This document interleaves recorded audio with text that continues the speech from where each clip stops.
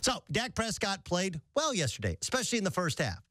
Should be pointed out the Cowboys were inept offensively most of the second half, with the exception of when Jameis Winston turned the ball over in his own red zone.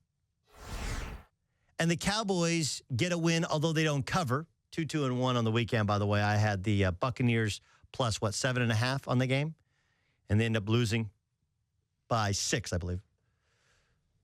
And there's a lot of different takeaways. Zach Robinson, who's joined us previously, worked for Pro Football Focus. He actually wrote a preview of the game, and he talked about how, look, this sets up really, really well for Dak Prescott because of the types of coverage that Tampa likes to play. And the things that he's been struggling with are blitz-happy defenses that can play man-to-man, that can force him, or that can zone blitz and force him to throw into tight coverage. And he's struggled to read, especially when he's under duress, and they're not able to provide that duress.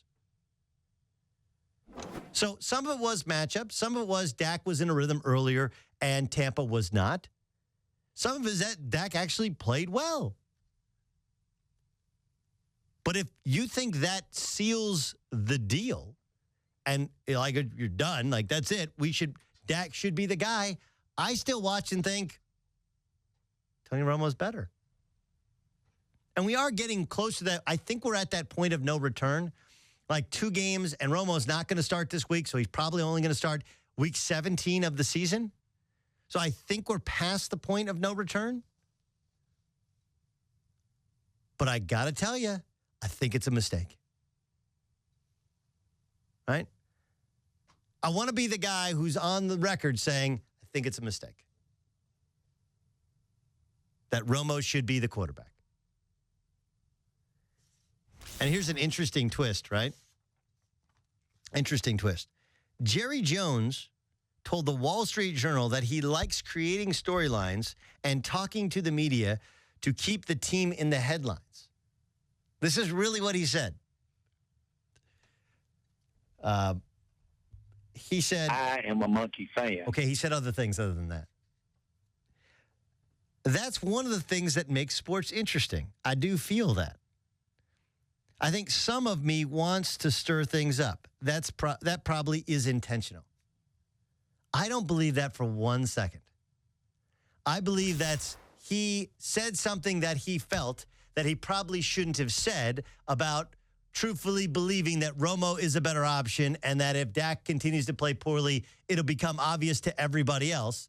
And when it's been met with, what are you doing, Jerry? You can't say these things because it creates a tougher environment for all of us, Dak especially, to play in. You know, Aikman called him out on it last week. He's like, no, I was just trying to bring attention to the team. Jerry, 24 million people watched your team last night. It's the Dallas Cowboys. You had the best record in the NFL. You didn't need to do this for attention. That's just a load of bull. That's just a load of bull. Like, Ezekiel Elliott got a ton of attention for jumping into the Salvation Army bucket. Right? You know the Salvation Army bucket where you normally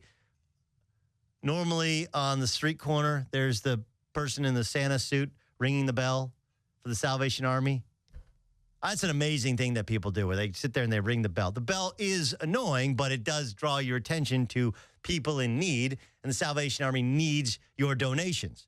So after he scored a touchdown to give them at the time 9-3 lead in the game, he jumps in. It was apparently about 48 inches high, and they gave him a flag. There will be no monetary fine from the National Football League because they're dumb, they're not stupid, right?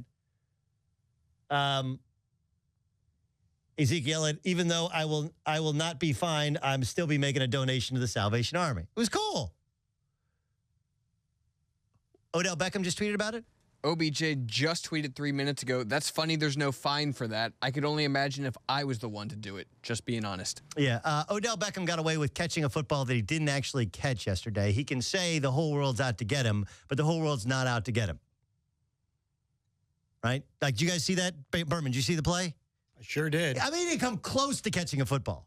I don't even know how anybody, like, I watched it in real time, like, well, he didn't catch it. And then you watch it in replay, like, wow, he dropped it. And then it was like between his legs.